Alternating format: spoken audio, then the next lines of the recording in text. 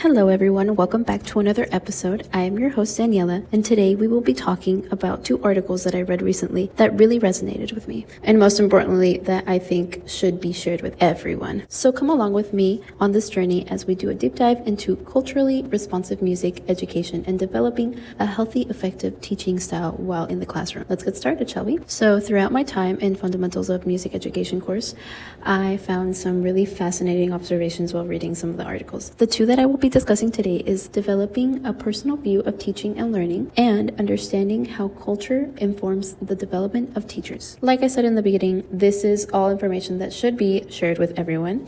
I think it's beneficial for teachers, students, parents, and really anyone who may have an interest in what's going on in the classroom and wants to learn how it all works. Everything we bring into the classroom, our experiences, our values, and even those unconscious biases we might not even realize we have, that all shapes our personal history. And it's up to us to decide if we want to, whether or not remain the same or make a change for the better. I am hoping to become a teacher someday. And my personal goals in the classroom are to deliver a safe space for all students and to encourage their creativity outside of the outdated music agenda. I hope to be able to pique the interest of more students from a younger age with a Mexican folk regionals. But I know that this won't be easy. And I know that I won't ever be able to pick my students in my classroom, which is why I have to cater to them in order to have them succeed, in order for all of us to be able to achieve the goals together. The divide between teachers and students has been decreasing slowly but surely throughout the years, but unfortunately, there is still a disconnect. This tells us that minority students are slowly inching closer to becoming the majority of the student population. Well, it's becoming the same for teachers, but at a slower pace. With this information, you may ask yourself, if all the teachers want to create an inclusive classroom, then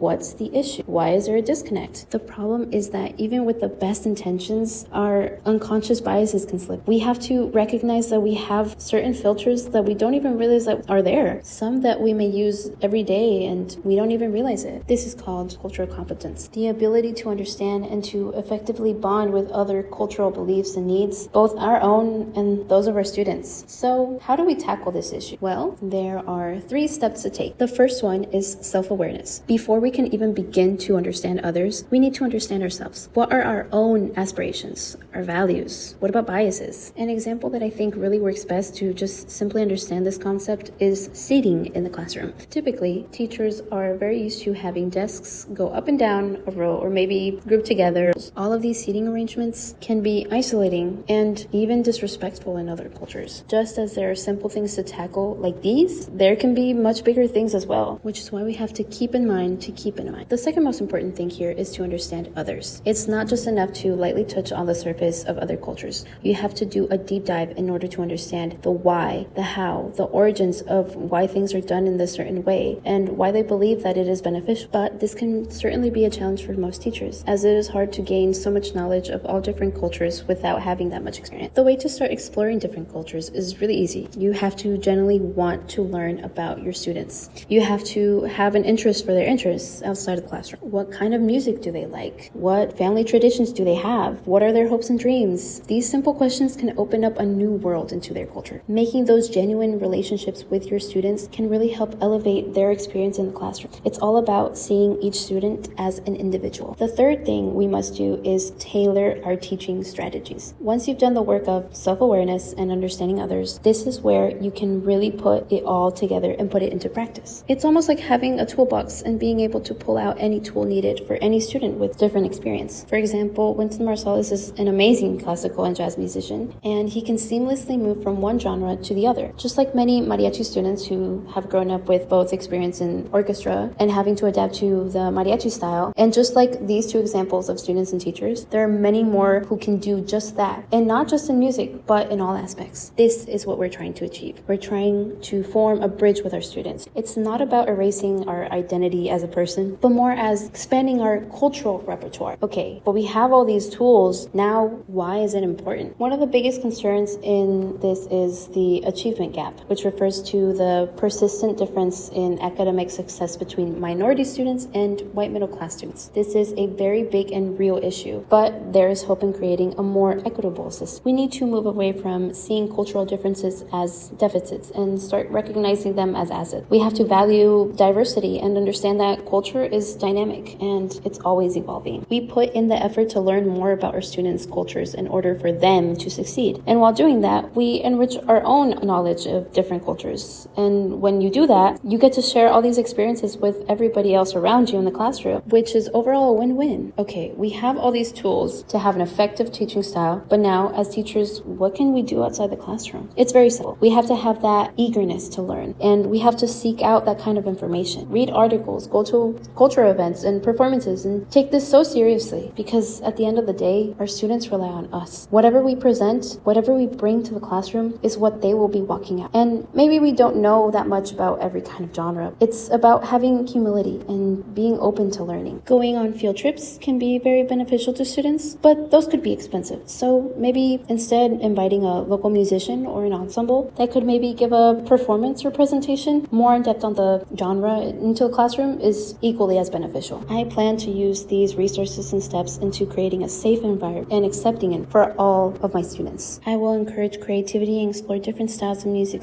with my students. I'll close this episode out with a quote from Parker Palmer that says, "We teach who we are. So who do you want to teach?" Thank you for listening. I'll see you on the next